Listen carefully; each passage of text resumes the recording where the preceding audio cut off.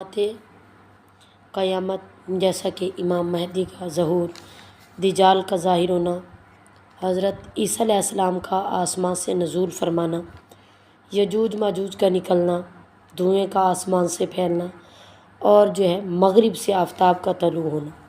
उन निशानियों में से एक निशानी दाबतुल अर्द का निकलना भी है। इसका ज़िक्र कुरान मजीद फ़ुरक़ान हमीद में है। बिस्मिल्लाहिर्रहमानिर्रहीम।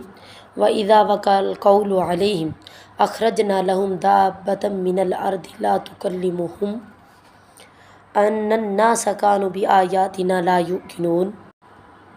तर्जुमा कंजुल ईमान कुछ इस तरह, और जब बात उन पर आ पड़ेगी, हम ज़मीन से इनके लिए एक चौपाया निकालेंगे जो लोगों से कलाम करेगा, इसलिए कि लोग हमारी आयतों पर ईमान ना लाते थे। यानी इन पर ग़ज़ब इलाही होगा और अज़ाब वाजिब हो जाएगा और हुज्जत पूरी हो चुकेगी। इसी तरह के लोग अम्र बिल मारूफ़ व नही अनिल मुनकर तर्क कर देंगे। इनकी दुरुस्ती की कोई उम्मीद बाकी ना रहेगी, यानी क़यामत करीब हो जाएगी इनकी और इसकी अलामतें ज़ाहिर होने लगेंगी।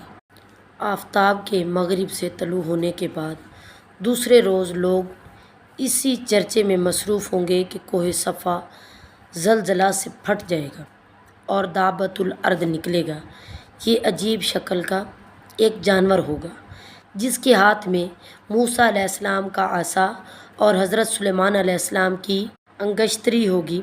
आसा से हर मुसलमान की पेशानी पर एक नूरानी निशान बनाएगा और अंगश्तरी से हर काफिर की पेशानी पर एक स्याह धब्बा। इस वक्त तमाम मुसलमान काफिर एलानिया ज़ाहिर होंगे।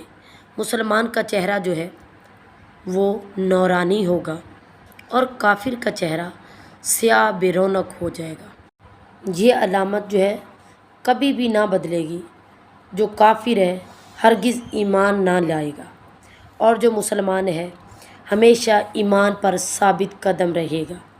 ये जानवर कोई सफ़ा से बरामद होगा कि तमाम शहरों में बहुत जल्दी से फिरेगा, तमाम शहरों का दौरा करेगा और ऐसी तेज़ी से दौरा करेगा कि कोई भी अगर उसके आगे भागेगा तो वो उसको भागने नहीं देगा, वो उसके हाथ से बच नहीं सकेगा।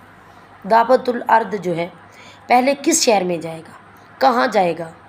पहले यमन में, उसके बाद नजद में ज़ाहिर होकर फिर ये गायब हो जाएगा। कुछ अरसा गायब रहने के बाद फिर तीसरी बार ये मक्का मुआज़मा में ज़ाहिर होगा।